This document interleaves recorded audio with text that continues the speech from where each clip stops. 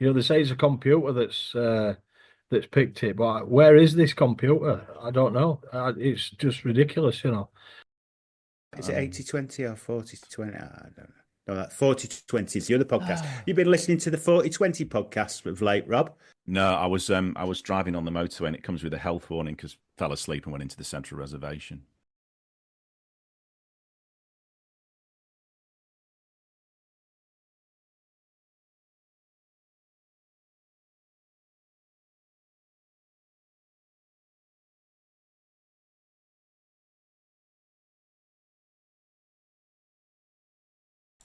Now I've turned the microphone on and people can hear us. So you've missed the exclusive slagging off of the podcast bit. It wasn't that. Because the people on the podcast are going to hear that anyway. Someone's now going to say, "You know, turn the microphone on." No, I have. Evening, Carsten. How are you? Welcome to 4020 Live Tuesday. How many games over the Easter period Carsten watched? I'm guessing about 20, all of them. 27. All of them. People are going to say there's no sound for about 3 hours now. Can't hear you. Turn the mics on. As we've established on this programme before, I didn't listen in RE because I thought it was a waste of my time. And I should have listened because then I could have worked out why Easter's different every year when Christmas is the same. We know when Jesus was born, even though that's wrong, but we don't quite know when he died and came Is that back. a bit like when Rugby League was born? Yeah. We've got a definitive date. 25th of December, 29th of August. So I didn't listen in RE. This has been established before. But what I do understand is there's a power vacuum at the Vatican. They're looking for a new Il Papa or whatever they call him. Right. The Pope is dead. Long live the Pope. Okay. Are they going to do like the RFL do when they look for a new CEO and do a worldwide search for the best Pope? And then find one in the room. Find one in the room, yeah. Could do. Mind you, the RFL haven't found a chair yet, so maybe it could be a double job. Have they got a board yet? They've got a couple of observers. Have they got apparently? He's not on. He's coming back, but he's not on today. But is he allowed back on yet? I know this is a weekly thing. The official press release still hasn't gone out. He wants to spill some beans, but I don't think they've been cooked yet. I think he might be back next week, but then I think I may have said that last week. Yeah. So Tuesday wasn't good for him this week. Tune in on Monday to find out. Carson says Tuesday's not good for me. No, because I expect to go home and watch University Challenge, and it was on yesterday. Bristol lost, by the way. What's on this Tuesday? Snooker. I don't know what's on. Mount City Villa. Nigel Wood for Pope, says Carson. If he's only the interim at the RFL, yeah, he might be free. Does he suit a big hat? Is it a mitre? Is that what they call it? Again, I didn't listen. Do YMCA now. I saw him at Wakefield on. I saw him on the telly at night. Wakefield. Yeah, he seems to be a regular at the DIY Kitchens Mega Arena. Apparently, he was. I think he was at Wigan Saints on Friday. He's a proactive director. He goes to watch games as opposed to those who were taking money away from the game by not going to any games and having free dinners. Carson watched 15 or so. Way too much. Yes, that's too much rugby. I bet he watched as much NRL as he could, all of the Super League, and probably some streams of clubs that aren't top flight. Did you watch Fair Huddersfield Women as well, Carson, after the watch along? That's the question. Thomas says, I listened to both podcasts and can confirm I've never fell asleep. So. We've got some work to do.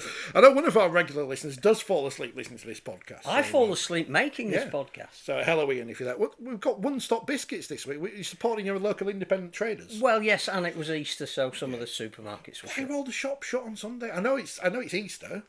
Why are they all shut? Carson did watch Featherstone in London. I think the great news about today's programme is nothing's happened in the last week. Salford are still where they were, so we can't really say anything new about Salford. I guess we should start with attendances. There were lots of people watch rugby. Because records were set on in both hemispheres. So I think it was something like 218,000 watched the games in the NRL and 86,000 watched the games here, both of which were respective records in their competitions, which, however the fixtures are structured clearly to have derbies to get big fixtures, it shows that the sport in both hemispheres is on the up, which can only be a good thing, I think. So why are we having a coup again? It's just the same. It's the same. That's the same every week. I haven't deleted the press release from the RFL, so that's good. I could read it, but you already know all those numbers by now. And also, no one has an unbeaten record in any of the three divisions. which is good. Christian Well, Wade signed not for good Wigan. that Midlands No, lost, no. and obviously not good that Halifax lost, but good for the competitiveness that. Well, Phil was there on Saturday, so he can tell us how that game was when he replies to this message, when he hears it in about 300 minutes' time. Welcome to all our listeners on... Are we on Mascot FM this week? He hasn't texted me actually, but he's probably forgotten that We're on just Tuesday. because you we might were... have broadcast this yesterday and just broadcasted it there for an hour and a half. Which some would say is an improvement. We should do that one week, just put out an empty podcast, just a blank podcast. A tub of lard on the desk. One but for the teenagers. You know, we still had the inclusivity round podcast went up at the weekend, and people like that. And I did the interview with Amy Greatorex, the boxer, who's a Rhinos fan, and that was interesting because I learned a lot about boxing because I didn't know what an away fighter was, and now I know what one is. And she's a Leeds fan, so she'll have enjoyed Friday. And we'll talk about all the games in a bit. Yeah, Christian Wade signed for Wigan. That's the exciting, biggest signing since the 80s, according to some. The interesting thing about that is, again, we don't know how he's going to do. He's 33 years old. A lot of people seem to think he's got the athletic ability and speed that if he does get an opportunity to play for Wigan, he will make an impact. The interesting thing is that rugby union people were reporting it as a coup for rugby league. Wow. And it's a long time since that's happened. That I'm guessing Stephen Jones wasn't one of those. But there was a... Forgive me, I don't know who these people are in rugby union, but there were a couple of clips on social media that you come across that there must have been some Premiership games this weekend, and they were on the touchline and they were interviewing Chris Ashton, who was saying it's great that he's going because he won't take my try record, but it's a real blow for the Gallagher Premiership, which is great. You are on, says Mr. Mascot. NFL star Christian Wade, as he was described. It'll be Aerosmith when we leave. Aerosmith. Yeah, which one? Yes, it's a Christian Wade sign. I mean, the thing is that short-term deal, so I assume he's going back as soon as it ends, but I don't know if he'll be going back to Union for the start of their season, because I guess if he's coming over in June, their season starts September-ish. So the thing is, he may be out of contract in rugby, and I don't know, but the important... He's a free one with the salary cap, isn't he? Yeah, the important thing is that it's rugby league again, you know, bloodying a nose of its rival and signing a player who... I was speaking to somebody who knows rugby union, but is involved in rugby league. Right. And they were saying, they hadn't heard the news. I said, oh, Wigan have just announced they've signed Christian Wade. You know, is he... They went, yes, he is a rugby league player. So it'd be interesting to see how he goes. But I just think, again, you know, round of applause for Chris Radlinski and what he's doing at Wigan. He knows how to garner publicity. It's on Sky Sports News and everything. Friday was a big football day. So. Yeah. No, it's interesting because it shows that we are moving ahead as a sport with all the turbulence that's going on in the background administratively. And they didn't have to name the stadium after someone from Wigan who's a darts player or snooker player or something. What happens now if someone from Warrington wins the World Snooker Champion? I don't know if there is anyone from Warrington. Well, they'll get a day, won't they? Yeah. Their day in the sun. I'm sure Carson's watching the snooker religiously out there in Switzerland. So, are there any famous Swiss There's one Swiss snooker player that I've heard of. Alexander Ersenbacher, I think. You could have said anything. Yeah, I could have made that up completely, wouldn't I? Yes. No, but... yeah, and we are coming to you live this evening from the home of Premier League football until this time next year when they'll be in the Championship again. So well done to Leeds United. Their fans are all... When I finished work in Leeds yesterday, they're all very excited, still around the city centre, just marauding around. It's good for the city. Yeah, they were singing Marching On Together. I thought, that's a Leeds Rhinos song. They weren't singing Marching On Together, of course they weren't. From Phil. It was excellent, Carson. No video ref, no players lying down, very physical, but the food not as good as it used to be. So, or not as good as Batley, sorry. Batley's the best. Yeah, Batley's the best. Well, not the best for rugby this week, though. So, no, for spectator food. In terms of any other news, International Rugby League are going to give some money to Wales and France and Papua New Guinea. So well, they've prioritised them. So again, they know that their budget is limited. It's hard to grant funds to anyone and everyone. So what they've decided to do is prioritise those three nations for mainly technical development, so coaching and I think coach education and match official education. So the resource that they have is going to be directed where they think it's going to have the most initial impact.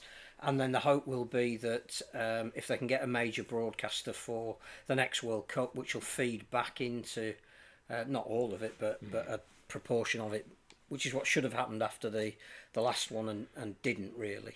They will then have the money to distribute wider to more nations. And according to the latest on Mr. Volandis, who is a bit like the Pope in Australian Rugby League, isn't he? He's the pontiff. The pontiff.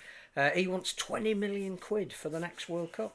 Wow. Which would be a massive broadcast deal. Speaking of giving Rugby Union a bloody nose, which is we don't often get to do that these days. Now we've got an open gangway, and they pay people legally. Good to see many people picking up Richard Hibbard's quotes from the chief executive of Wales about what he would do with £50,000 to spend on flowers, as the WRU have done. And as we always say at this point, as bad as you may think the Rugby Football League is, we're not the Welsh Rugby Union. So I do think, and we mentioned it before, and we may have mentioned it last week, that I can't remember if it happened by last week's programme, because I've eaten a lot of chocolate eggs since then. But Cardiff Rugby Union going into administration. If ever there was a time for us to have some kind of strategic plan for professional rugby league in an area where we know there's a player pool, there is a level of interest, we don't play at the same time of year, now would be the chance to do it. Sort of like go back and do Celtic Crusaders properly. We've often said, I think, on this programme that if Wales is going to have a significant presence at that kind of elite level, it almost needs to be the team that represents the whole of the country, a bit like Catalan Dragons isn't Perpignan. So they could they have taken games to Barcelona, because that Catalan motif is as relevant there. Well, you could see that a Celtic Crusaders Mark II with 4 games in Cardiff and 4 games in Swansea and 4 games in Wrexham. It could almost at this point be bigger than we've ever been in Wales before, because of the absolute turmoil that Welsh Rugby Union's in, both domestically and internationally. If we had something about us and some resource, and we wanted to sell the idea to our broadcast partner that we were going to do something different, then I will be doing everything I could at the moment to get a Welsh franchise up and running and in.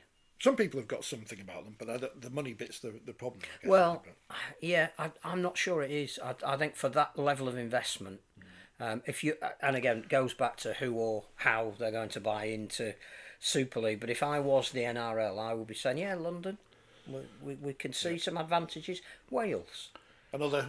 We want to support that as well. We want to have a word with Mr. Hibbard and say, what can we do? What's happening on the ground? I mean, I keep seeing, selection for Wales under 16s, and I think there is a flow of talent coming through. Wheelchair now, they know they're in the next World Cup. They're excited about the prospects of getting more people involved. Seems a bit disconnected that they've got their own league away from.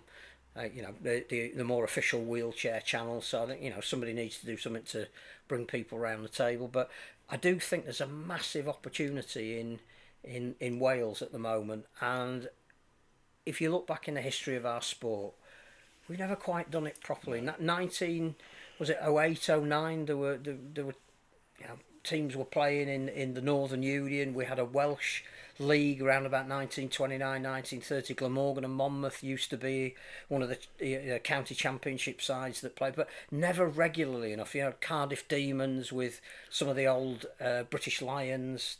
Blue Dragons. Demons, yes. We've done Wales, but not done it properly. Well, now is a great opportunity, if we are talking about investment, to do it in a way where we can seriously bloody the nose of Rugby Union. To use the correct analogy, there is a mine full of talent we can, or a seam of talent we can mine there. Absolutely. If we get it the right way 100%. around. That's what happens when you're not, when you're the son of a miner, but you've never been down one. That's why I said. How did we get talking about Wales, by now? I think I was just kicking the Welsh Rugby Union, but it goes back to when North Wales were up for sale last year and then got sold again. I didn't understand why didn't a top Super League club just invest into that, because it's the small investment for the big reward, like the women's game. Absolutely. We see, Cardiff Demons. I don't know how they're funded, but they've managed to get to the quarterfinals of the Challenge Cup again. They've beaten the Super League side on the way there. Emily Rudge on her social media said they had a really tough game down in Wales. We'll come to the results in a bit. But obviously won comfortably on the scoreboard. So there's something there that it's not going to cost too much. And also, if you had one Welsh Women's Super League team, you would attract the talent from the whole of Wales. Which again, I think there is a reservoir there. You would, if you had some wherewithal about you, perhaps even be trying to get hold of Ryan Reynolds and The other Rob bloke. McElhenney and say, look, we've got a team in North Wales based at Wrexham. We have the idea that we would like a Super League team in Wales, but representative. Would that be something that perhaps some small change in your back pocket you might be interested in? I don't want to pronounce the name of the racecourse ground in Welsh because I'll mess it up, but Kevin's mentioned Wrexham as well. We blew it with Celtic Crusaders. They had a decent following too. Andy says, just go straight to Cardiff and back them to leave the WRU and switch to Rugby League, give them a fast track to Super League. Absolutely. District Rugby League doesn't work. Cardiff must come in as Cardiff, or the Cardiff Rugby Union fans will follow their club. North Wales or South Wales will not work. Debate worth having though, because Cardiff have gone into administration, which you wouldn't. Again, is there a region of Wales that hasn't had financial trouble?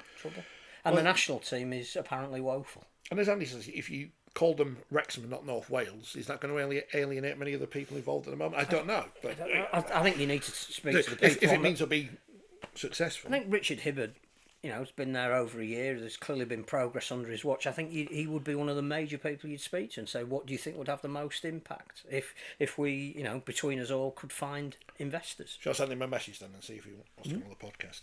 Speaking of Wales, because everyone loves things going viral and heartwarming moments and such. Billy Boston on the big screen on Friday. That was brilliant, wasn't it? Absolutely superb moment. Everyone loves Billy Boston. Yeah. All-time great. Celebrating while he's still here, because we don't celebrate people while they're here enough. Superb. And everyone applauded. And went viral. I mean, and I know that... I should have brought the book up to put on the table, shouldn't I? But I didn't. The people we follow, obviously... channel what kind of things you see on your social media feed, but it seemed to go wider than just rugby league people because it was such a heartwarming moment. That was our Wales section of the programme done, I think. Anything else happened in Wales this week? North Wales Crusaders beat Midlands Hurricanes, yes. 31-18 in League One. Sorry, and North Wales still. I mean, I know they drew a game, but they haven't lost yet, have they? They've apparently won all 4 games. Right. Okay. The league table still has Cornwall in, which is confusing because they've been expunged.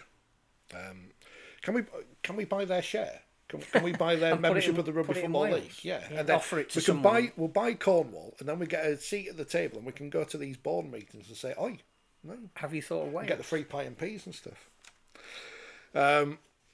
Women's Challenge Cup. Let's go through that first. Featherstone 8, Huddersfield 36. Watched that on Friday night. Featherstone are one of the better teams in the Championship, but Huddersfield, well done to them in winning 36-8. They're in the quarterfinals, which are not a surprise. Cardiff 0, St Helens 54. Sounds like Saints enjoyed themselves in South Wales. Emily Rudge mentioned her again. She's invented a St Helens version of Guess Who. So hopefully that'll be in the club shop next time we're in St Helens, and then we can all play and guess which St Helens player is which. I saw the try scores, and it seemed as though they'd picked a strong squad. Yeah. So then the 16-0 at half time. That sounds competitive. 54-0 at the end. Again, that's the kind of scoreline you would expect between a championship team, the team who's won the last 400 Challenge Cups and Cardiff. And again, they beat Warrington. They're in the quarterfinals. And Barrow 14, London 22. And a big congratulations to Barrow for again streaming their games, because we know there are Super League clubs who can't be asked to do anything with the women's game. So I can't put it any better. London 6-4 up at half time, 22-14. And that is a championship team beating a Super League team, so hats off to London. So quarterfinals this weekend, all on Sunday apparently, maybe. Check your local press for details, apart from the Featherstone game, which no one knows when they're kicking off against Toulouse. 3:00. Leeds, Huddersfield, St Helens, London, Wigan, Cardiff, York, Leigh. Of course, the eagle in the room is that Sheffield Eagles did not play against Leigh and were awarded the game 48-0, which doesn't matter anyway because it's the league table and they qualified without winning a game. But this is the problem with the competition, isn't it? And do we just have the Challenge Cup for Super League teams? Because there's 8 of them. There's 8? 8. And then we've got the Challenge Shield and the Challenge Plate, which are being played on the same day as the finals being played on the same day as one of the women's semi-finals. So you can't. But then Sheffield and Featherstone. I know we've got Cardiff in there. It's complicated. The problem, I mean, not the problem. The thing is, Cardiff and London have beaten Super League opposition. But what we do know is that the top 4 in Super League are ahead of everybody else. And so there is a flaw in the Challenge Cup as it's currently played. We said it last week on here. Don't know why there's a quarter final. We're going to end up with the semi-finals. That we already know that the draw has been made for the semi-finals. Who should be playing who and where those games will be played. I understand Super League teams need a certain number of games to prepare them for the season, but I don't think this quarter-final helps anybody. No. Clearly there are 4 teams that are so much better than everybody else. How you put that into a cup competition, I have no idea. Logic says really you go straight to semi-finals, don't you, for the Challenge Cup, and everybody else plays in a knockout competition. But I mean, the only thing I'd say about the quarterfinals now, and having just been through the men's competition where the draw was gerrymandered in a way, why aren't the big 4 away from home in the quarterfinals? Not that it will make any difference whatsoever. No. So that's a fair argument. And I've only just looked at it now and thought, well, they're all at home and they're all going to win. So, which we knew anyway. It doesn't matter where they play, but I don't know. Yeah, there's something in that. I don't know. So it would be Leeds versus. It should be Leeds versus Wigan and St Helens versus York. I don't want people to take that I'm writing off the teams deliberately, but that's probably the form guide. Yes, would tell you. Kevin says, how the hell did Warrington's women team get 102 points put past them in 70 minutes? Well, the good news, Kevin, is because we're not Australian, it's 80 minutes. But it is still 102 points. Yeah, I don't know. Ask next time your CEO's around. Ask him because I don't know. Carson said they had Matt Duffy at fullback. Come on, Carson, that's a bit harsh on Warrington's women. So that's the Women's Challenge Cup, which will be the final, of course, Wembley, June the 7th. Mm-hmm. Week after it's the wheelchair. Semi-finals, double headers with the men's semi-finals. Yeah. Yep. Which is good. On the telly, which is good. Yep. But the early rounds will.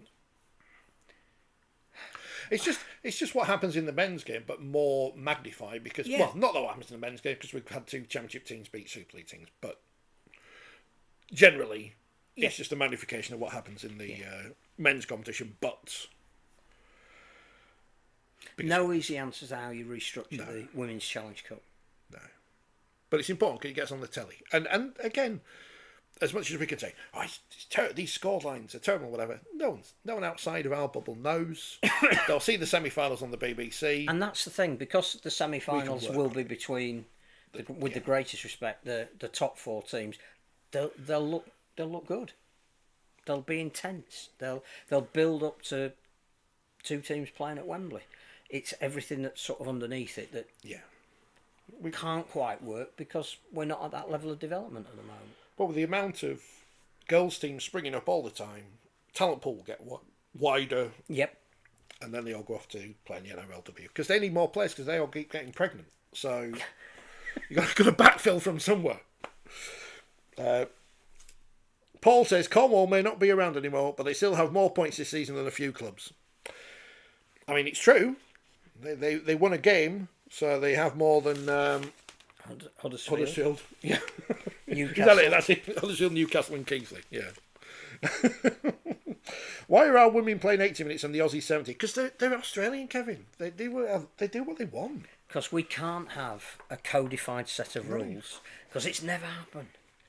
If the NRL buy both competitions, maybe. And if I remember, That would be the great spin-off. do the Australians women play with the smaller ball? Yes. And we don't, do we? Size The smaller ball's a 5. foot. 4. Ours is 5 and there's a 4. Yeah. and in the wheelchair it is a 4, but in women's Super League it is still the same size as the men's, which I did ask Jodie Cunningham about last year or the year before, because it's funny to ask people about ball size. So go find that clip somewhere. But I think she said she preferred the small ones because it's easier to handle. So before I get in trouble again, You're in trouble. I was in trouble. I was in trouble last week, listener, for the Emily Rudge clip. I'm not going to play that again. Right, League One. You are. The international rules will be different, says Carson. Oh, you also said there's no snooker in Switzerland. He's not watching it. Is it not on the Swiss equivalent of the BBC? Dewsbury Rams 56, Newcastle 6. I mean, well done to Newcastle because it was 40-0 at half time. So there's nothing you can say about that game. However, later that same day, Keighley 18, Gould 24. Alan Kilshaw's got a right job on his hands there, hasn't he? Because Yeah, they've just lost the Gould's goal. first win of the season. Yeah. So well done, Scott Taylor. Yeah, I think I don't know what the issue is at Keighley. Obviously, should himself ever come back, who has a bit of an in there, we might get some gen. But it appears to be that confidence has gone from the squad.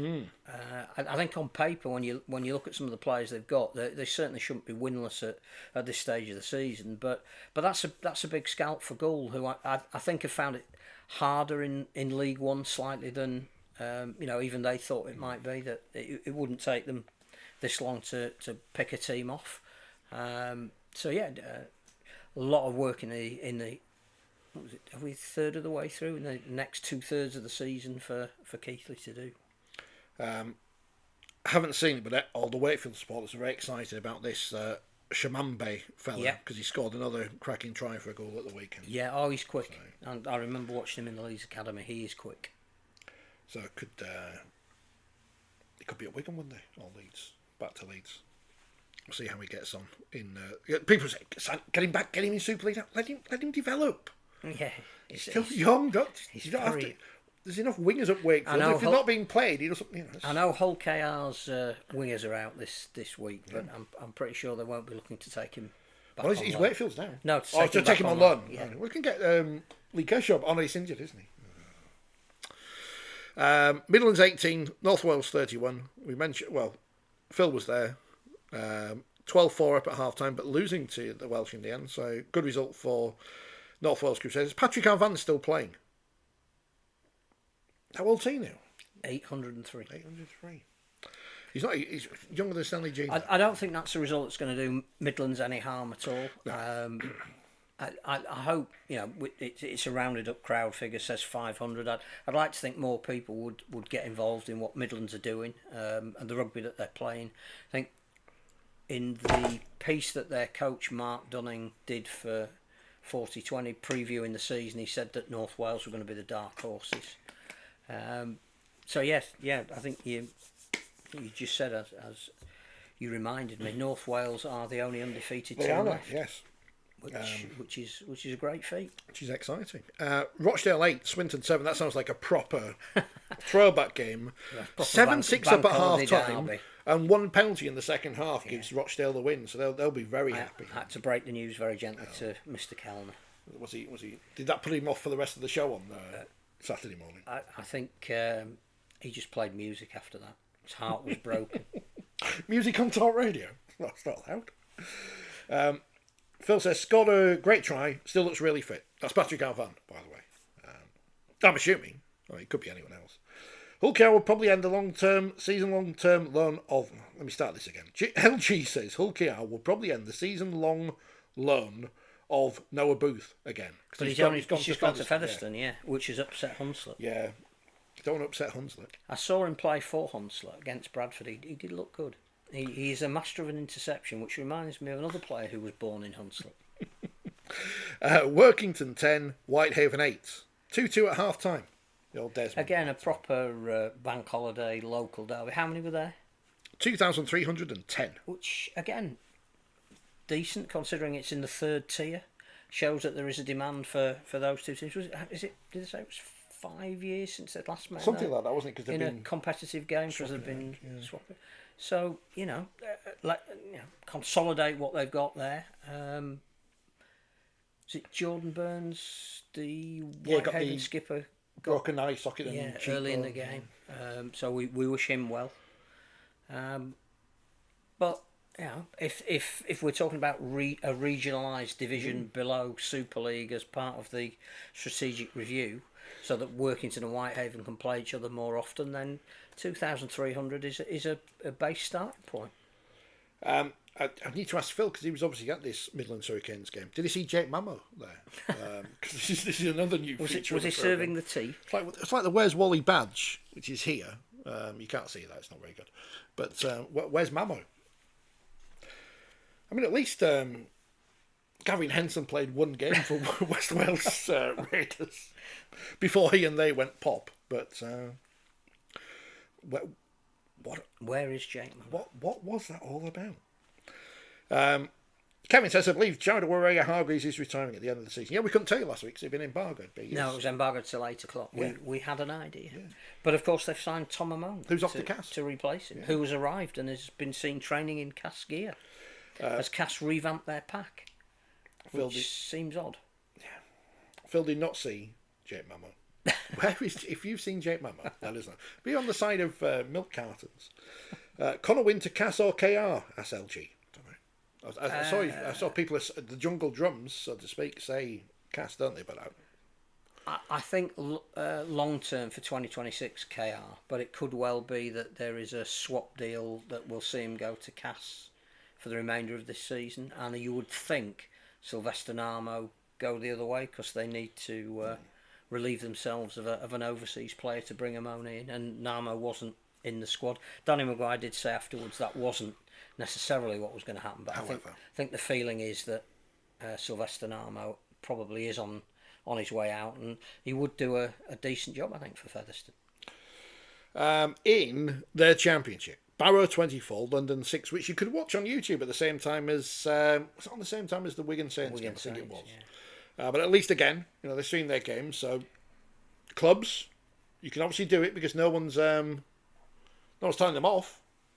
But a very good result for Barrow. I still think as well that we make a mistake by not having these championship games on Sunday and Monday over Easter, which again we mentioned last week on the programme. There wasn't a huge, there was very little sport on Easter Sunday. No. And obviously there was a whole round of championship games on the Monday, but that game even streamed would have had a bigger audience if it wasn't up against one of the biggest games in Super League. Yeah, I was working on Sunday. What was there on? There was a couple of Premiership games, and that was about it. But there's always football on, isn't there? So yeah. Apart from that, and the snooker, there's no big golf, no tennis. No, I think we missed the playoffs. Missed a trick. And nothing yesterday either. But as you say, just because we got rid of the double round doesn't mean we don't have to just use the time, more productively. I would have watched at least 2 or 3 of those championship games if they'd been spread out, and if Barrow and London had been streamed at 3 o'clock on Sunday rather than Friday, I think the audience would have been bigger, and that is a great result for Barrow. Although London again still trying to, every time I see a lone player's gone to London, the following it seems to be playing for somebody else. So. Harvey Makin, who was at London's now at Salford, so it must be really hard for Mike Eccles to not only know who his team is going to be at the moment from week to week, but also to integrate whoever's coming down in the knowledge that the likelihood is they'll only be there for 1 or maybe 2 matches. Well, when they're taken over by Canterbury Bankstown Bulldogs, or whoever it might be, or the Dolphins, it might change. London Dolphins. I don't think they're going to be taken over. I think it'd be more of invested a partnership. Which was that? Which NRL team did Cass have a partnership with that they made a big thing about at the start of last year? Was that Manly? I can't. Everyone's forgot about it because obviously nothing came of it. Or was it Penrith? Yes. Yeah, look what's happened to Penrith now. I was going to say merely by association with Castle. People in Castle don't like us anyway, so it's all right. It's all right. I'm joking. So we have to tell people this is just an anti-Warrington podcast. But again, so I still don't understand why academy or reserve games are played either the day before or the day after against the main game same between. Teams. So Barrow and London play each other in the Championship. I know the Women's Challenge Cup was probably arranged. Well, it might have been arranged at the same time. I can't remember when the groups were drawn because it's a secret. But they could have been played at the same time. Get a double header, everyone in on the beer on Good Friday or whenever. But they didn't. But they've seen both games, so well done to them. Batley 24, Hunslet 28. Well done, Hunslet. You've won a game. Yeah, first win of the season, which I think again is it's been tough for them coming into the Championship. They knew it would be, and I think they felt that they needed a win early on again to just give them some belief and momentum that they could handle this sort of raising level. And I've won at Batley, who must be one of the more inconsistent teams in Rugby League at the moment. Talk about a great crowd figure. 1, 2, 3, 4 for Doncaster versus Sheffield. And a great win for Doncaster. Sheffield, who have only won one game so far this season. The strange thing about Doncaster is they got mullered by York the week before, beaten by 60, and then it was that first win over Sheffield for a number of years as well. So that's a really big result for the Dons. But as you say, Craig Lingard is trying to change everything at Sheffield, and you know there's going to be some transition time involved in that. His coaching staff has changed as well as his playing roster. So consistency won't come until the second half of the season for them. Sheffield's points scored by Broadbent and Aston. Well, there's a throwback. Yeah. What sounded like a superb game. And one can only assume that York were with the slope in the first half and not the second, because they were 16 up at half time, but lost 24-22 to Featherstone Rovers. That sounded like an absolute cracker of a contest. With Paul Cook and Jed Corcoran having moved from York to Featherstone in the close season, I would imagine they would have been quite happy about that. I'm thinking of going to Featherstone on Saturday to see them against Toulouse, so I'm keen to get a handle on the prospective chances of both of those two teams this year. All down to Ryan Hampshire, obviously. That's what the Wakefield fans are telling me. Well, having halfbacks helps, I'm told. Featherstone play Toulouse on Saturday, which is going to be on rugbyleague.com to listen to. It's an actual radio station, not a made-up one, so commentary on that and loads of other games. And according to various websites, it's either 7:45, 6 o'clock, or 3 in the afternoon. League Express are right. So it must be 3. League Express are right. Better not get there at 7:15. Don't turn up at quarter. You're not being Fev at 7:15. Not on a Saturday night. Halifax 8, Bradford 12 in the big West Yorkshire derby.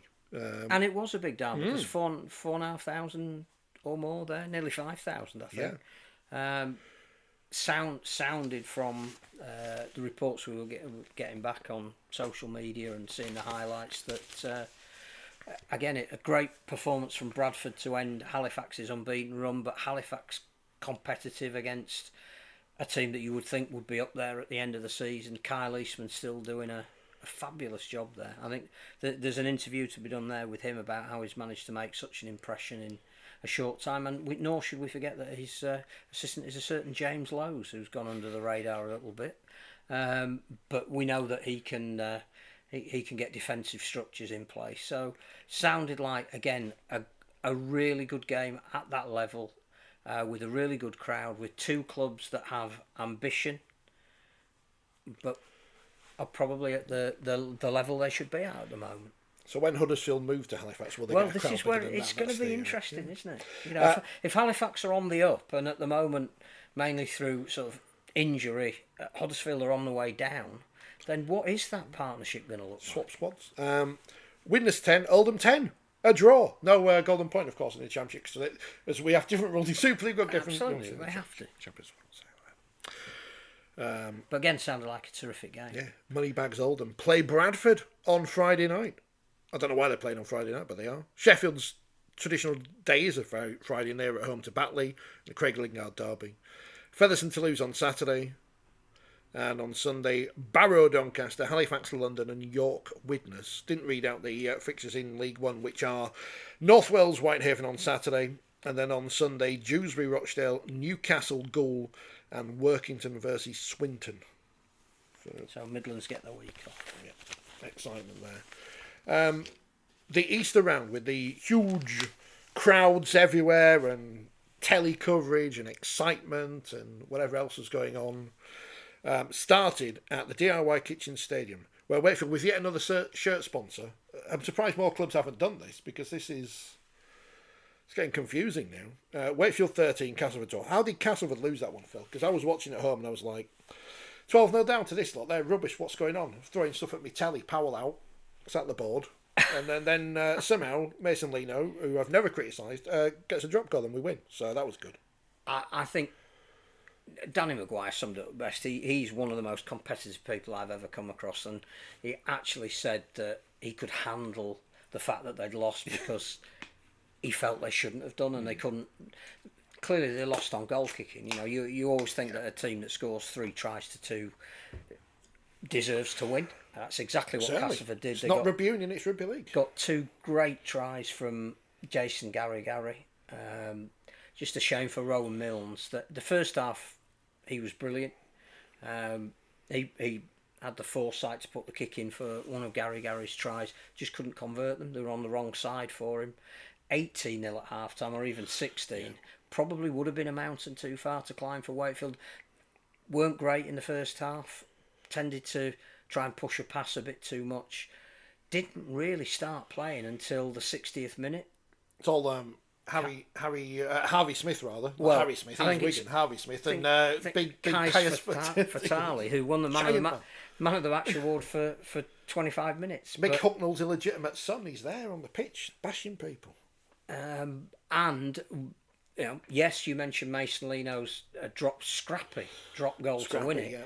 Dejan Arzi, who was stood in the car park when he tried a drop goal, I think, missed it by a coat of paint. Otherwise, that one was going to golden point extra, and probably should have done. And if we'd have been Australia, would that have been a 2-point field goal? Was it? If it had gone over, it would have been. And yes, Castleford would have won. Now, I think Cass could feel there was huge relief around the Wakefield camp because they needed to win at home. That having go on. I'll come back to that in a minute. Having come up and brought this swell of goodwill with them and winning virtually every game at home, and crowds are virtually double what they were. They needed to win just to ensure that feel-good factor was carried on with them. Darryl had a vague go at some of the Wakefield fans. Oh, did he? Oh, good. Because I'm fully in favour of that. At half-time, I'd get rid of all of them. There was some booing, and it was difficult to see whether that was against the referee or against... Of course it's the referee. It wasn't the referee's fault. Who was the referee? One of them. Was it? It wasn't Kendall, because he was doing the Aaron Moore. Might have been Aaron Moore. Because he had a get. When you go to a game as a genuine neutral, and you don't have to actually work there, but you can watch what's happening and then do your colour pieces afterwards. It was really enjoyable to watch that game and not be bothered about the referee. I honestly, genuinely didn't think he had anything to do with anything. But I think Darryl took that some of the Wakefield fans were booing his team and was saying, I'm not 100% sure what you expect from us, but... Well, we should be beating Cass because they're rubbish. So, I'm with them. To be honest, it was a really enjoyable game. Cass ran out of energy, and Danny Maguire made a really interesting statement. I think before he was asked by the press that over the course of the week, he'd signed some sides in the pack, particularly Frenchmen. Yeah. And he didn't put back Jordan Desiree, and we assumed, because he didn't change the game when he came off the bench, but he gave Wakefield something to think about because he's a big guy who's hard to put down. So he thought, he'll come back in the latter stage and try and wrest that initiative back. Fatali's doing it for Wakefield, maybe Desiree can do a little bit like that for Cass. And he didn't come back. We assumed he'd been injured, and Danny admitted, which I thought was really, really good of him, and gave an insight to say that was probably his mistake, that he was available, but they put George Lawler back on, who'd already played big minutes. And I just felt that it was that physical presence late on as the game was slipping away that Cass lost. But thoroughly enjoyable game for a neutral. Oh, yeah, as a non-neutral, it was awful. It's like, how can we be 12-0 down to this lot? Man. The home hoodoo thing, though, is a nonsense. And it is a nonsense. But it's true. But it's also... It's 3 games against St Helens. Yeah. Well, they're quite good. Hull FC, they're much better than they were. And Hull KR, they were in the grand final. Only one of which you never looked like in contention of, which was Hull KR. And if you're saying Lee in the Challenge Cup, well, Gull in the Challenge Cup, same competition, so you can't. So No, I think Darryl didn't want to make a big deal of it, but you could tell he was relieved afterwards that people were going to stop asking him about it. Yeah, and now they can ask him. Darryl, what do you think about refereeing this week? I think the other person who would have been relieved and had a generally good game would have been Tom Johnson. Tom Johnston. Tom Johnstone.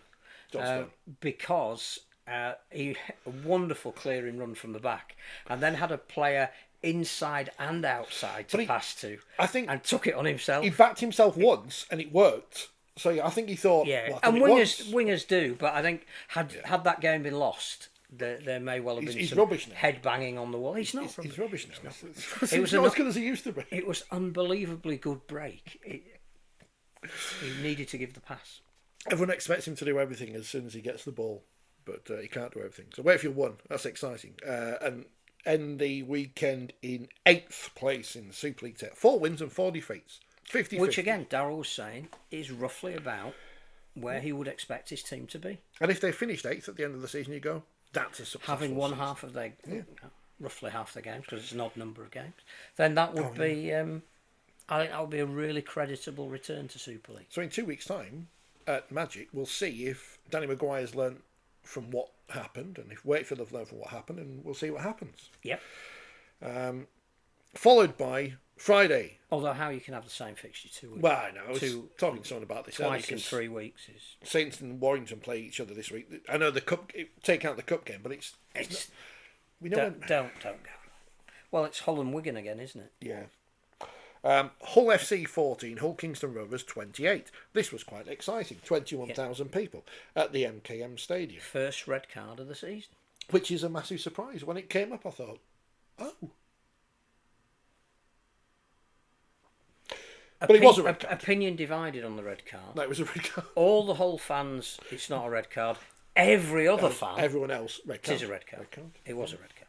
Why did they send everyone else?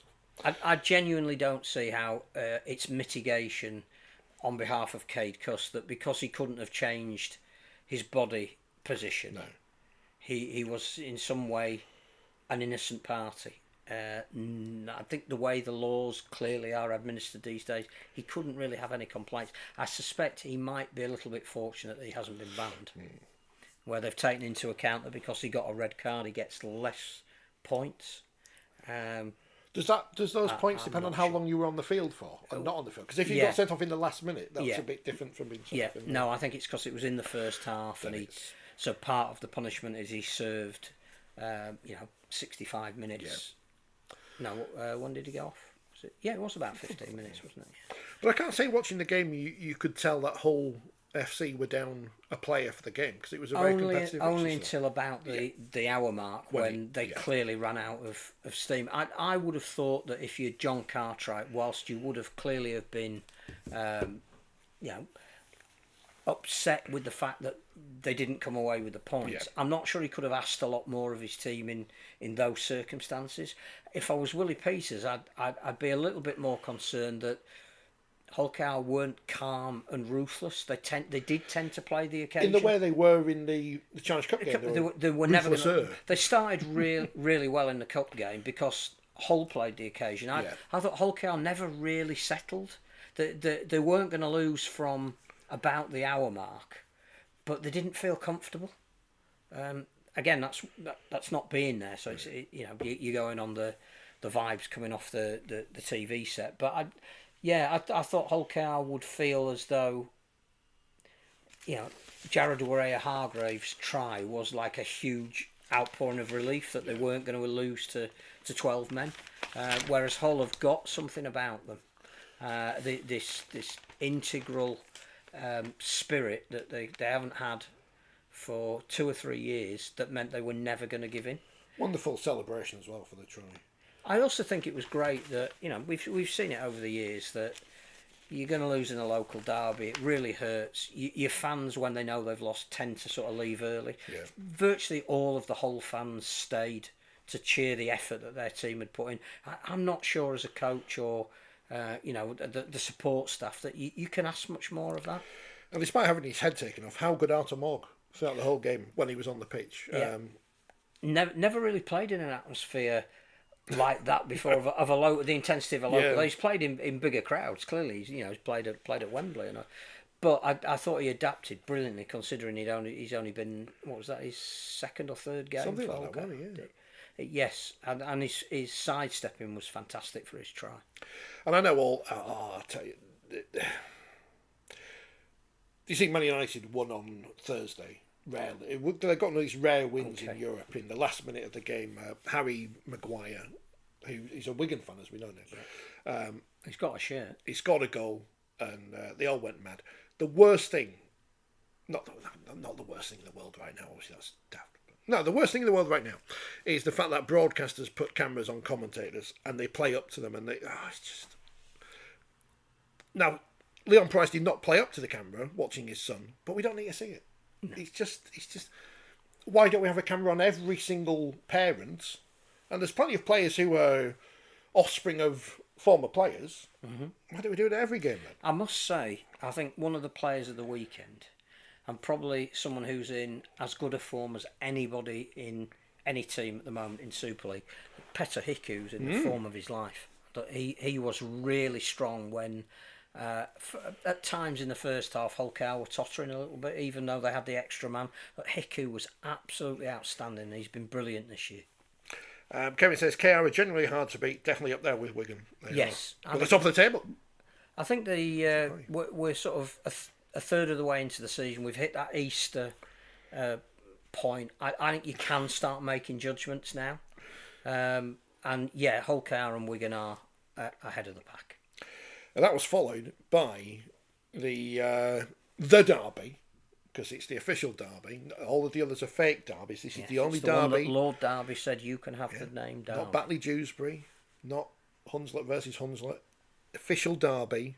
Hunslet versus Hunslet. Well, Hunslet amateurs versus Hunslet. Oh, I see. Professionals, because they haven't got names because they're both daft. Maybe it's the south of the river thing. I don't know. It was Wigan 24, St Helens 14. I was at work yesterday. And at the changeover of shift, the guy who was on before me said, because he knows I'm a rugby league person, I watched the Saints and Wigan game. And he said, I watched the repeat of it because it was just on. And I didn't know what the score was. And he said, it was really great, really exciting. Saints were good, Wigan were better. They did really well in the rain. And that's someone who doesn't watch rugby league all the time. So a Saints fan, obviously, Saints lost their rubbish and sacked the coach and everything. But I think 24-14, good game, exciting. I think 3 of Wigan's tries came from Saints' errors, and those errors were from their more experienced players. I'm not sure you can blame a coach for that. No. George Whitby, he made, Paul Wellens, and there'll be some Saints fans out there that, no matter what we say, we had a tweet about that. Yeah, they'll be, they'll feel that Wellens isn't the man for them, and we perhaps are, they would deem we would be apologists for him because I think he's not doing a lot wrong at the moment. He made a really big call to play George Whitby instead of his captain. There was no, Johnny's had a bit of a setback in training and he's tweaked his calf, which is the injury that most coaches use when what they don't want to say is they've dropped somebody. He made it quite clear that he'd made that decision, and Whitby was great.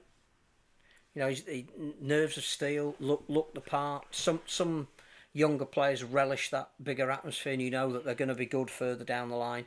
That's the call that Wellens made, and was the right call. What he didn't do was tell players like Alex Walmsley to drop the ball in the positions where they or try and offload the ball or whatever it might have been, in a position whereby the opposition were then going to score. I never felt Wigan were comfortable. I thought Saints left it too late for their comeback, but at 18-14 it still was anybody's game. It was you couldn't take your eyes off it television. 4:25 on Friday. Benzie tweeted us, looking forward to 4020 Live, and Phil telling us how Saints are still good, whilst completely ignoring the facts about our record in big games. The club is built on high standards by previous generations. Yeah, is it something like they've not beaten any of the what were deemed to top 4 sides in the last 2 years while Paul Wellens has been in charge? And it's something like, is it 16 games now? And the stupidly long record against Warrington as well. Yeah. who, funnily enough, they play yet again. Again, yeah, well, can't wait. I don't think they're a million miles away. I think accepting what they were and where they were, and the fact that there is a rebuild, and you add into that injuries to some of the players that have been brought in to be part of that rebuild, the fact that it they've changed now where they've swapped Sailor and Wellesby over, all of that does take a little bit of time. I still don't think. I think there's a big game for both Saints and Warrington on Thursday night. It's a short turnaround. Warrington are building up for a semi-final against opponents that they've lost to this weekend. Don't look convincing at the moment, Warrington. Saints need to reinfuse their fans with the fact that they are moving in the right direction. That email, tweet, whatever it was, will tell you that clearly there's a proportion of them that don't see it perhaps the way we do with not having a Saints hat on. But there is no doubt it is a big game for both of those this weekend. I didn't think they were a million miles away at Wigan. They could have won it. Halfway through the Easter round, we'll come back to the other games tomorrow. That's all the exciting games finished. That's it. RJ, World Sports News. Hi guys, you think we'll break the international crowd record at Wembley, which is currently 74,000 from the World Cup 2013, Oz versus New Zealand? I'm going, can't wait, but I really think we should push for this record. I agree. Couldn't agree more. And I think we can. I think we've got the time to do it. And with the other two grounds now sold out, clearly anybody who hasn't got a ticket will be pushing to Wembley. And the great thing about it being the first test is you can go there with hope and expectation because you have absolutely no idea. And you can laugh at all the people who bought tickets for the Dead Rubber and are going to stand on the Western Terrace and get wet in November. I'm hopeful that it won't be the Dead Rubber, but no, because it will be 2-0 up. But Wembley will be. We haven't had this game as part of a series for so long that to start it at Wembley with the hype that will go around that. It is on the BBC at 2:30 on a Saturday afternoon. It'll get massive hype. The broadsheet newspapers will send reporters and feature writers. Wembley means something to people. It's the return of a traditional. Rivalry battle that people outside of the sport will understand, and there'll be lots of people that just are sports fans that will want an England team to beat an Australian. People team. don't like Australia. Yeah, so they don't like Australia. Peter Hiku is class, says Kevin. The older he gets, doesn't seem to matter. Always seems to have time on the ball, which is a sign. I think he's really tough as well in defence. I think he's making his presence felt in all aspects of the game. In some ways, I thought he held Hull KR together in the first half when it looked like they were losing their way a little bit. So those games on Friday were followed by Leeds versus Huddersfield. I know we talk about video referees all the time because it's one of those things we talk about all the time because everyone talks about them all the time. Man, it doesn't help make the games drag. Oh, and this goes for all the games. It's not as if it's a new feature, but you imagine if you're there and you can't see the big screen, you just think, and you're hearing, I moan about the BBC Giants cartoon, but right here, right now is a song from the 1990s. Surely we can find different music now for the. I'll just leave it silent. Just put silence. I think there's two things. The disadvantage you've got if you're in the ground is you don't get to hear the analysis. Yeah. So, yes, it may well take a long time, but at least you know what they're looking for. Can I see camera 2? Yeah, but at least you get to hear that. Yeah. Whereas in the ground, it's like it's the deflation of a balloon. It's like, there's been a try. Right. What was it we were looking at? The thing is, if you're writing a report that needs to be filed virtually on the whistle and you've got 2 or 3 minutes to actually type something, it's quite advantageous. But don't do it just for us. What were you writing for on Friday? Doing the Leeds. The League Express. Yeah, they print it on Sunday. Yeah, it's got to be in 15 minutes after the whistle.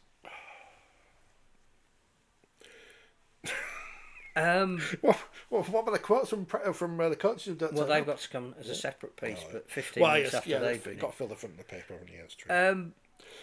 But yeah, look at that. Leeds won 28-6, and Callum Watkins scored a try, which was good. Which was the highlight of the whole game. Yeah. Callum. I think the Leeds played very much like they had the week before against Salford. They were really, really tough in the first half. And yeah, I accept all of the injuries that Huddersfield have. 2 young kids coming in off the bench who didn't let them down. But Brad Arthur admitted that he knew his team had won at half time, even though it was 6-0, because of the physical battering that they'd given Huddersfield in the first half. And then they played a bit of rugby on the back of it. I thought a couple of really nice tries, a great pass from Harry Newman to get Ryan Hall in at the corner, and Jake Connor's try was the product of some really good rugby.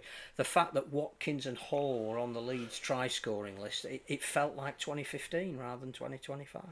No, it was a functional Leeds win. to win the treble. Oh no, they can't win the treble. It was a functional win.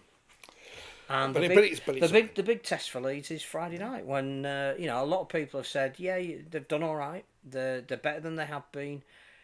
They beat Wigan at home. That was a sort of like a notch in a rattle. They've got to do it now against Hull KR if they're going to be taken seriously. I don't know whether they can do it against Hull KR. 6th on the table. Well, but it's the test. It's the performance as well, want. isn't it? If they play well against the best team in the competition and at this moment, they need to be physical to have a chance against Hull KR. They showed that they can be. And they'll have Mikulecki back off his ban as well. So Watkins coming in gives them some choices around that as well, which I think will be interesting.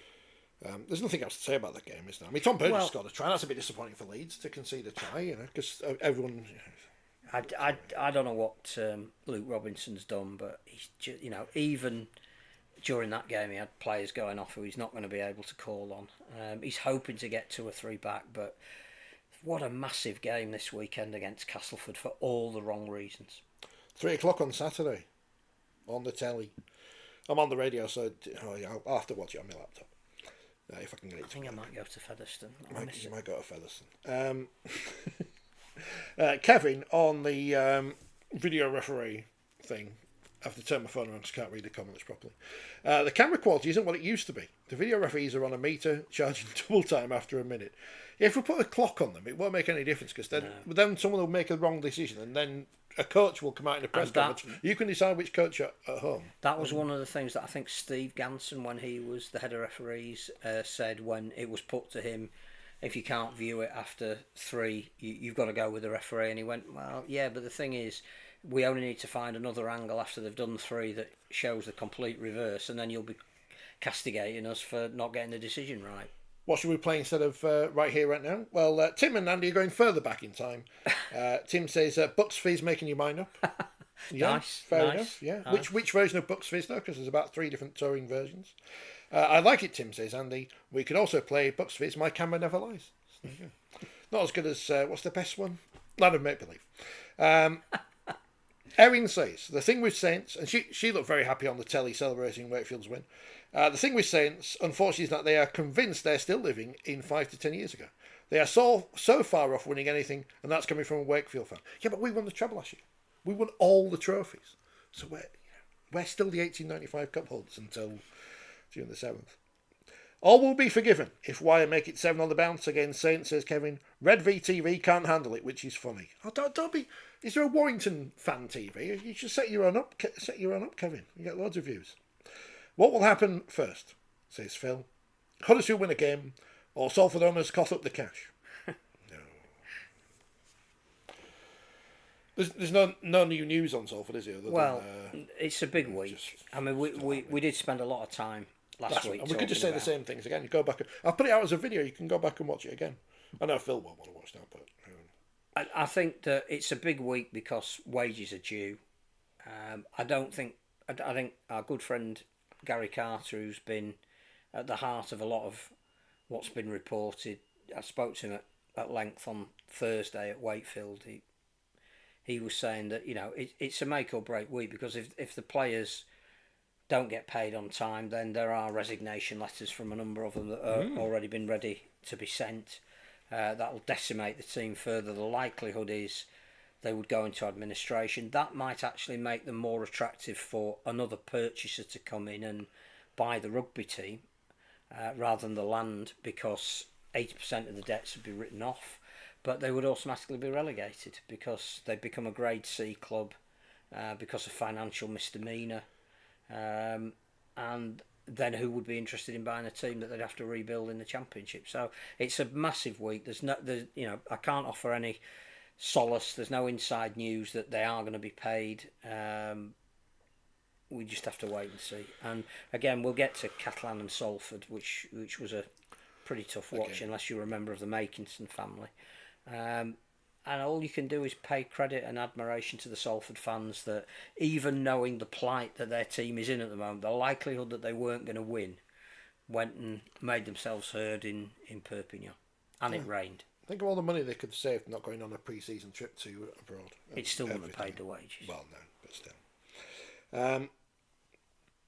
Erin says, "Good God, Sky did me so dirty. Don't stand at the front of the crowd.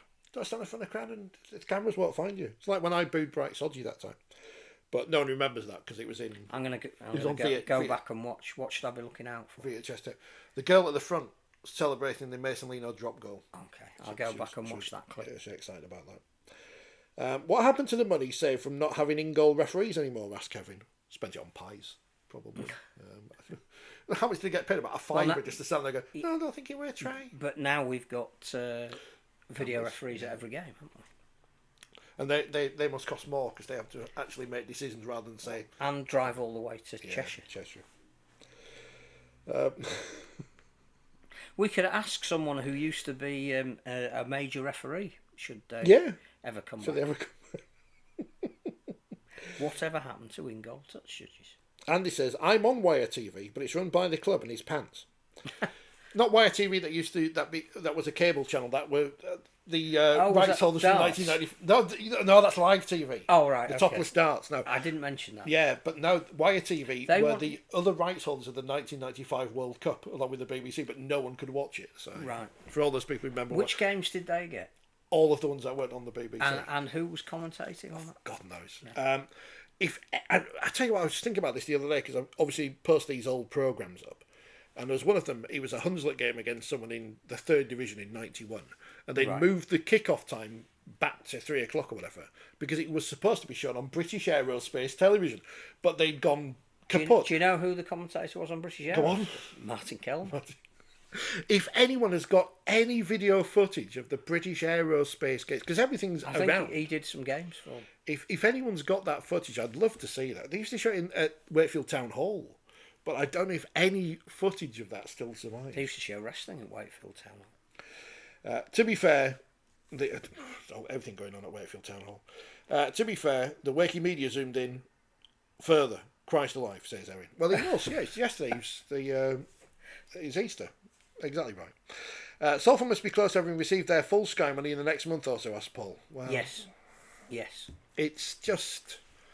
Yeah, there'll be a decision. If they do go into administration, there'll have to be a decision from the other clubs as to bailing them out, because obviously the penalty for not giving Sky the requisite number of games that's in the contract will probably cost the game more than keeping Salford going. The problem is going to be, and I said we're not bringing anything new to the party, is that if some of the senior players who have their letters of resignation drafted do put them in, then you're scrabbling around for loan players to complete the season, and they become even less competitive, which would be a terrible shame. I think Dion Cross is one of the players that's already withdrawn his labour to try and negotiate a move to St Helens. That's at the moment being partly blocked, I think, because James Bell's injured and out for 6 weeks, and he was going to be one of the players going in the other direction.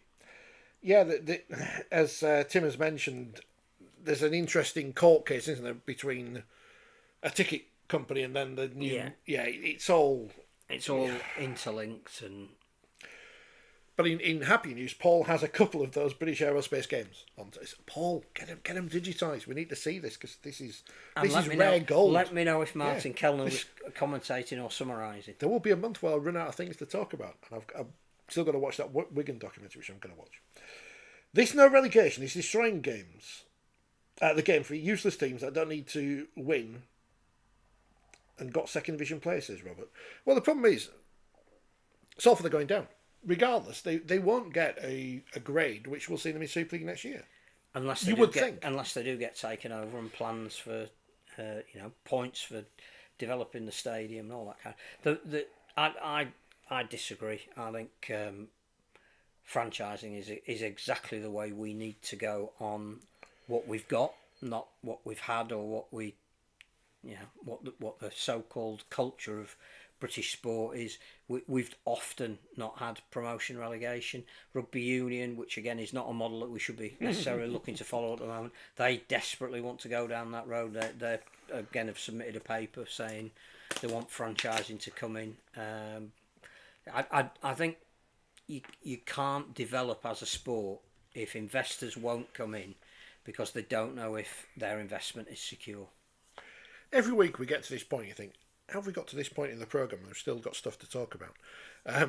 But I think we've only got 2 games left in Super League, so that's Which okay. probably won't take long to talk about. Lee 18, Warrington 14. Edwin Apape scored a try. He's been banned now, so he can't score this week. But he scored 2 in 2 games, and Mark Sneed found his kicking boots. And again, I watched this with the sound down. Because you're working, yeah. That's the only reason to watch a game with the sounders. Is there's work, or you're listening to me do the watch all. And I got the impression that Lee were virtually always holding Warrington at arm's length, and Warrington's late revival didn't mask the fact that they just didn't look convincing. I'm told that Sam Burgess got a bit fractious in the press conference afterwards. I saw Stephen Ibbetson's story on Saturday afternoon. I thought, I want to see this press conference now. I want to see this. It's not great, is it? And I think again that was around selection and who might be fit and was it the right decision to play certain players. I thought you were great, Sam. You're the best coach. I just think this weekend obviously Lee would take some satisfaction out of beating a team that they're going to play in the semi-final.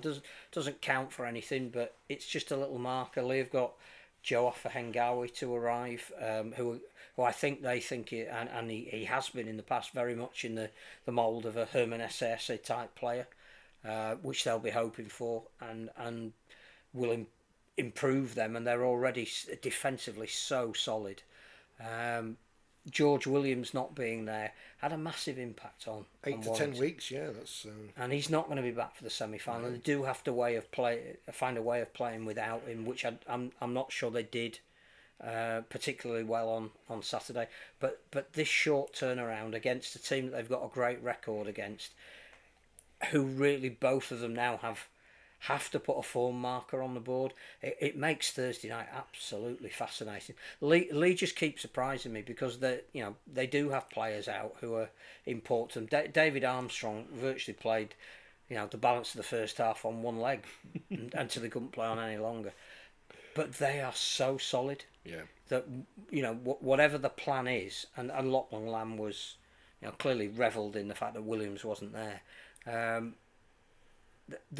Whatever the process is that Adrian Lamb gives his team, everyone gets it, everyone buys into it. They are so hard to break down. So I think that's Lee third in the division. Yeah, so in their which nobody's really talked about. In their 3 seasons back in the competition, they've won the Challenge Cup. Have they been in the playoffs once or twice? Yeah, once I think. And likely going to. They missed out on the playoffs when they made the Challenge Cup. That was it. So yeah, so I think you can forgive that if you. But there's progression, and they're bringing new players in, and they clearly understand what's expected of them. Warrington said, I think it's a word I've already used. They just don't convince me at the moment. Oh dear, you're not going there on Thursday, are you? You'll get walled up by Samlers if you're a Richie Myler. That didn't happen, obviously.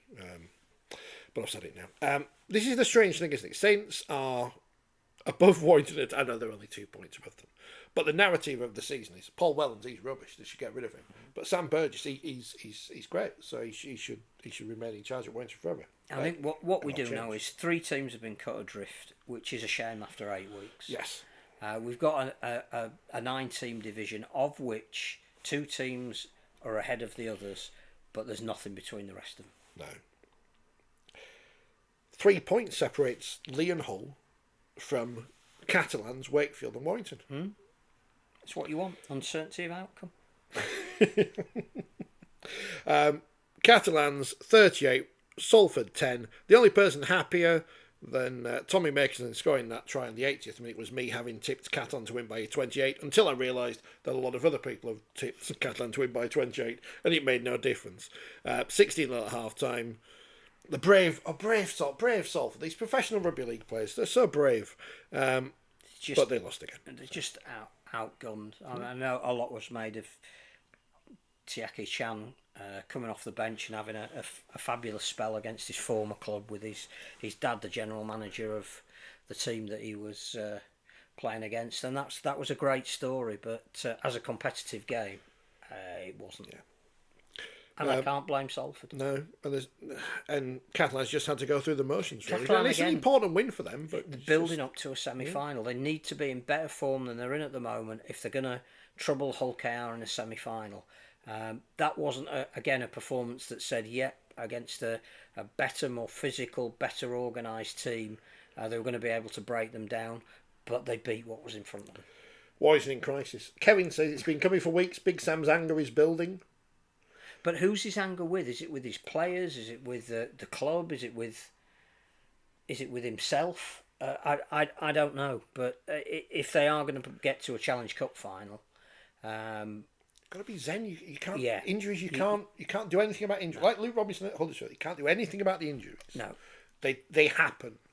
He's got a lot of them, and he's obviously happened to Sam Burgess in a key position in terms of George Williams.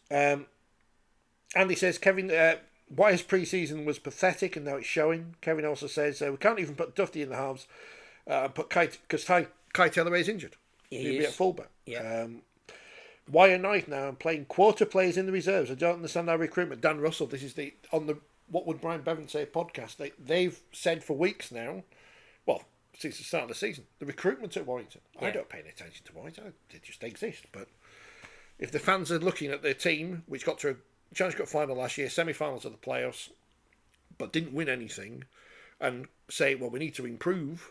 Well, the only improvement they've made is bringing Mark Sneyd 6 weeks into the season. Yeah, and they lost Matty Nicholson and John Bateman, and whilst again, there'll be debate about the value of John Bateman at this point in his career.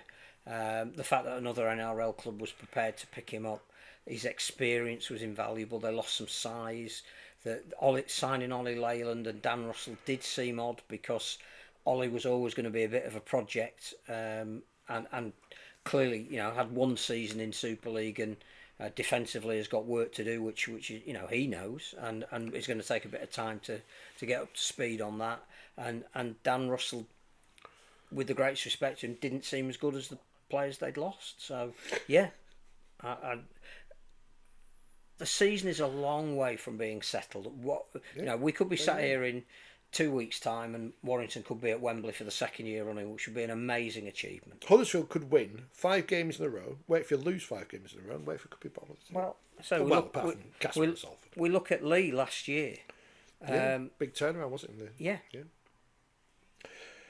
I think Sam's anger is at his players' attitude, says Kevin. Who gives them the... He's the top man. The buck stops with him, unfortunately. In many ways, he sets the attitude, but culture. The danger, of course, when you've been such a good player, is perhaps you don't have players in your system that are quite as good as you would want them to be because they're not you. Yeah. But that's part of learning coaching. Who's the next coach off the rank then? Because someone will lose their job eventually. I'm not saying any of those people we've mentioned now, but someone will eventually lose their job or take a job elsewhere. Who's the next cab off the rank? Who's the next great young hope or Australian? Kyle Eastman at the moment, and also Justin Holbrook, who appears to have disappeared off the scene in Australia, but knows this competition and was successful. Who turned down Warrington apparently. When does PNG come into the NRL? 28. 28. So still a few years for that. When and Perth or wherever Brad Arthur's going. 27. Not been agreed yet. No, but so not far off apparently. Ian says, I would pay silly money for either of you to say to Burgess in a presser, Sam, I'm worried that you're just angry with yourself. What's up? I mean, you could pay me to do it because I get the feeling that. I don't think he likes me in the way that other coaches. Well, no, when I did that interview with him at the Super League launch. I don't think he took my question the right way in terms of What do you know? What have you learned from? I don't know. So maybe Sam does like me. I don't know, but I don't know. Don't think it makes any difference. But if they get to Wembley, I'll ask him. And then I want to cover the 1895 Cup final because I'll be in a box somewhere. Which is fine by me, because if he's whoever's in the 1895 Cup final at this moment, if he's who I think is going to be there, I'd rather not watch it. But there you go. I think that's it. Right, this week, Warrington Saints on Thursday. Which is big. It's big.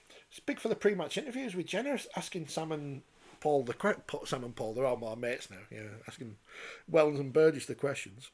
Leeds Hull KR on Friday. Big test for Leeds. Interesting. Saturday, Huddersfield Castleford. It's a game. It's interesting. It's almost like the French going and seeing the guillotining. Who has decided? Right, so Catalans always play at 5:30, don't they? Or 5:30, 6:30. Yeah. They're French, it's the laissez-faire attitude. They always kick off at a similar time. Yeah. So who's decided that Salford versus Leeds should kick off at the same time? I don't know. I thought we were trying to get away from that. Especially when when Sky were going to have Salford Leeds as a main game and have switched to Leeds and Hull. Oh, that's smart of them, isn't it? That's good. You get to see Brian, or you can wave at him and their other gang of people. And Hull versus Wigan on Sunday. Oh, the Sunday game, that's nice. I mean, I'm working, but which that's we'll nice. be able Sunday to game. watch. In fact, 3 o'clock's my break at work, so I can log in to my laptop. I just wish we hadn't seen that game twice already this year. I accept one of them's a cup tie, but it does take the lustre off it a little bit. And then it's Magic Weekend. And then it's Magic. And then it's the Challenge Cup semi-finals. semi-finals. And then it's some more games. We're entering an interesting part of the season. One of those peaks. One of the IMG peaks. Remember IMG? Yes. They're still around. They've done nothing to slag them off recently, so although people still find no reason to do so. So yeah, that's it for this week. Back on Monday. I can. You got some exclusive news. Well, only the song that's coming on. All right. For the people on the podcast, fire up YouTube and search for what they've got to search for, what they're going to listen to. So, rugbyleague.com. Yeah, listeners. Who are carrying this live Yep. globally. When we go off Everywhere. the air, we'll be playing Australian Crawl's Boys Light Up. I have no idea. I mean, people know I'm a international radio DJ these days. Have you heard of Australian Crawl? I've not heard half the things I play on the radio, to be fair. I just come off the back and said this is, and there again. Right, why are Saints Crisis Derby, says Tim. That's true. We'll get some t-shirts knocked up. Don't think we're in crisis yet. The loser of that, there might be more crisis attached to them. Crisis special next week. Where's Ronnie? It's not a bank holiday next week, is it? No, so we'll be back on Monday, perhaps with a special guest. Well, they'll get the option. I mean, surely, what are the RFL doing all day if they can't put out? Well, I think he's going to give up on waiting for that. Yeah. Ronnie's on, but it doesn't have the microphone on. Oh, no, does it? Can you hear us still? Can you hear me, mother? Yeah, you can. Right, so we'll see you back here next week. I don't know why only the magazine's in the corner, but it is. So yeah, we'll see you next week for more podcast action. Download, like everything. Leave us a review. Not like that pizza shop in Leeds that slagged off Sheffield United. Then all the Blades fans have said, "Oh, your pizzas are rubbish," because that's what they talk like in Sheffield. We don't want any reviews from what Brian Bevan says either. No. We don't need that. Positivity. Just leave us a 5-star. We thought review. you were friends, but clearly not. Even if you don't like us, just leave a 5-star review anyway. Definitely not listening to you now. Australian news on the way. Australian Crawl.